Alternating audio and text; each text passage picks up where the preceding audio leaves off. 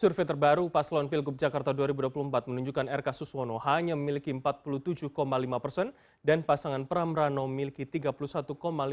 Yang artinya, jika survei ini akan linier pada hasil pemungutan suara di November mendatang, maka keinginan untuk bisa satu putaran Pilgub Jakarta rasanya sulit terrealisasi.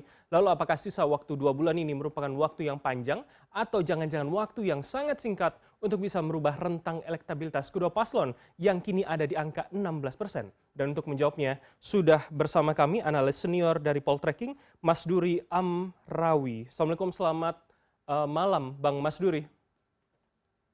Ya, selamat malam Mas Pram. Baik Bang, ini langsung saja kalau begitu. Jadi dengan jarak 16% begitu ya, RK Suswono, Pram Rano, kalau 2 bulan, itu sebetulnya rentang yang tebal, yang sulit dikejar, atau jangan-jangan masih bisa untuk memperpendek atau bahkan disalib begitu Bang? Ya, kalau bicara soal kemungkinan gitu, pasangan calon gitu untuk menyalip, tentu saja kalau bicara soal kemungkinan masih ada kemungkinan gitu. Cuman pemilu atau pilkada di Jakarta mensyaratkan kalau tidak melampaui 5+1 ya seperti di nasional, ada potensi ke 2 putaran.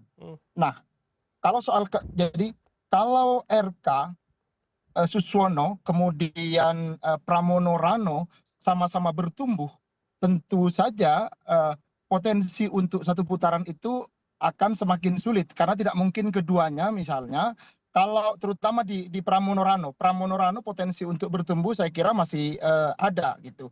Dan karenanya kalau kemudian ini yang terjadi akan susah untuk satu putaran. Oke, baik. Termasuk juga pasangan independen dari Dharmakun ya. Bagi kami angkanya juga tidak terlalu rendah. Lumayanlah sebagai pasangan independen mendapatkan angka 5,1 ya di survei Poltreking kemarin. Oke. Artinya yang perlu menjadi perhatian bagi kita, pasangan independen ini perlu jadi perhatian khusus. Kenapa? Kalau sampai ini bertumbuh, potensi untuk satu putaran akan susah, terutama untuk pasangan RK. Oke, akan juga menjadi instrumen yang patut diperhitungkan begitu ya. Bang, ini juga yang menarik kemudian. Betul. Ketika dalam survei Anda tidak hanya 3 pasang ini, tapi ada yang juga tidak menjawab atau belum menjawab, adalah 15,9. Kalau Anda katakan jangan-jangan nanti bisa terjadi skema yang dua-duanya, paling nggak pasangan RK Suswono, Pram Rano ini sama-sama meningkat. Ini akan dari mana migrasinya? Apakah dari yang belum menjawab atau yang masih bisa mengubah pilihan? Kalau di survei ada sekitar 42,4 itu, Bang. Ya, jadi di undecided voters di dalam survei kita di simulasi surat suara 3 pasangan calon ada kurang lebih 15,9%. Angka ini tentu tidak sedikit ya, tetapi penting untuk menjadi perhatian bahwa angka RK sekarang, RK Suswono memang belum mencapai 50% ya. Nah, jadi di mana ruang perebutan keduanya tentu di pemilih yang belum menentukan pilihan ini. Nah, persoalannya kemudian ini kan ada 3 pasangan calon, ketiganya juga sama-sama bekerja tentu untuk memenangkan pilkada di Jakarta. Rebutan suara ini tentu akan menjadi pertarungan yang sengit ya menurut kami, dan karenanya yang perlu menjadi perhatian betul oleh kita selain dari Rano, kalau dari kelompok pasangan RK Suswono tentu tadi independen gitu, karena potensi independen ini untuk bertumbuh juga masih ada gitu. Nah, kita perlu berhati-hati di sana. Terkait dengan potensi swing voters tadi, jadi mengenai soal kemantapan di dalam pilihan pemilih di Jakarta, tentu ini penting juga untuk menjadi perhatian. Kenapa? Karena kemungkinan pemilih untuk bergeser masih ada. Oke. Apalagi misalnya masa kampanye sekarang masih berlangsung ya kurang lebih 1,5 bulan misalnya menuju pelaksanaan pemilu nanti. Nah, karena itu kemudian kemampuan kandidat, kemampuan pasangan calon untuk meyakinkan pemilih supaya terpaut hatinya kepada pasangannya masing-masing tentu menjadi sesuatu Oke. yang harus dilakukan. Oke, Dan nah menurut ya, Bang, sorry saya potong. Artinya kalau itu, kalau Anda ya, mengatakan rasional, dalam survei Anda pun tercatat 48,1 pemilih yang rasional. Tapi yang menjadi pertanyaan ya, saya, apakah betul. kemudian program yang ditawarkan atau kemudian track record dan persona paslon atau persona calonnya itu yang akan cukup menentukan di injury time nanti menjelang pencoblosan, Bang? Iya, survei Poltreking kemarin berjudul Pertarungan Para Mantan ya. Hmm. Kita tahu bersama bahwa para kandidat di Jakarta ada mantan gubernur Jawa Barat, mantan gubernur Banten, kemudian mantan menteri, termasuk purnawirawan juga ya yang bertarung di Jakarta. Dan karena itu rebutan ya untuk meyakinkan pemilih lewat berbagai program karena pemilih rasional di Jakarta juga cukup tinggi, menurut saya menjadi sesuatu yang menarik di dalam kontestasi pilkada di Jakarta.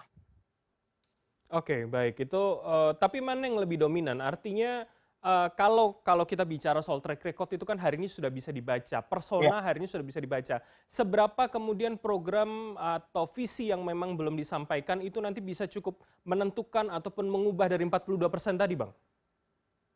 Ya, eh, RK memang sebagai kandidat tentu punya rekam jejak yang cukup baik ya di dalam persepsi publik. Tapi jangan lupa juga bahwa Pramono Rano misalnya yang sangat lekat dengan Sidul tentu dalam persepsi publik dan pemilih Jakarta memiliki keistimewaan tersendiri. Gitu.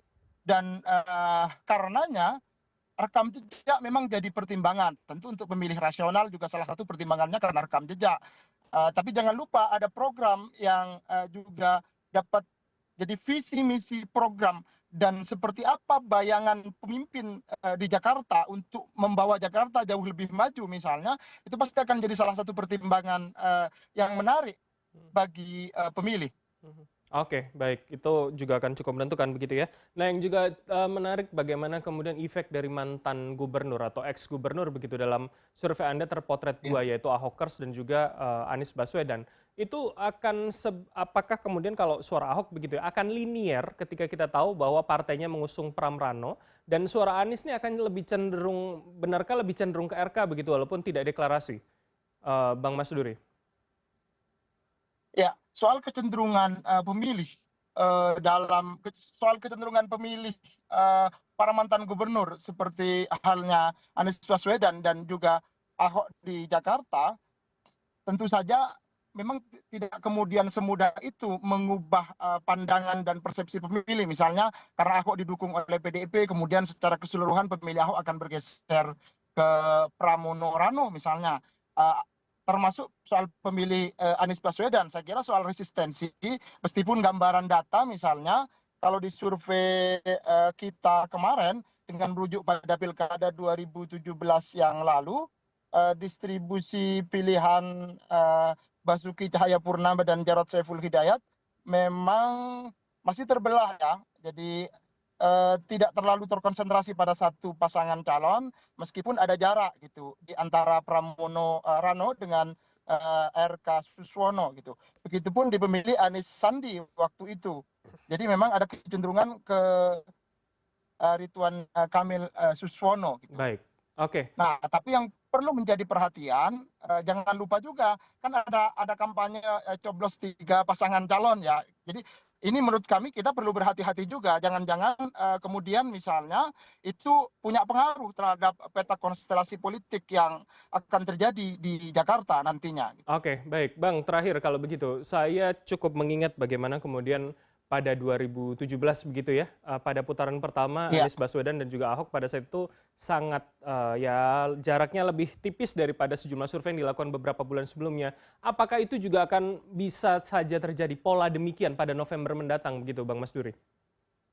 Ya, pertarungan jadi gini, kalau kita perhatikan sekarang karena petanya juga 3 pasangan calon ya, yang cukup mengeras waktu itu kan ketika 2 pasangan calon, meskipun sebelumnya tetap cukup kental juga ya, nuansa pertarungannya memang cukup sengit waktu itu. Tetapi apakah ini akan terjadi juga sekarang? Menurut saya tidak akan sekeras di 2017 ya pertarungannya. Tetapi soal pergerakan elektabilitas misalnya nanti akan tiba-tiba ada perubahan yang signifikan, menurut saya tetap bergantung pada banyak hal. termasuk isu dan pergerakan kandidat menjelang pemilu nanti. Kalau tidak ada blunder yang signifikan, kemungkinan untuk berubah signifikan saya rasa akan sulit itu terjadi gitu. Hmm. Meskipun tentu setiap calon perlu berhati-hati, jangan sampai misalnya ada blunder politik yang itu dapat mengubah peta politik di Jakarta dengan sangat signifikan gitu. Tapi dengan 47,5%, RK Suswono berarti artinya tidak akan terlalu jauh dan terlalu sulit begitu ya untuk sampai di 51 paling tidak, Bang Mas Duri? Tapi kan posisi sekarang masih kurang lebih 2 bulanan ya. Sekarang Oke. kita di tanggal 30 ya, Mhm. tanggal 30. Jadi masa kampanye kalau tidak keliru di tanggal 23 kan, terakhir 23 November. Mhm. Berarti kan masih ada kesempatan kurang lebih 1 bulan 20 harian lah, kurang lebih bagi kandidat kan untuk meyakinkan.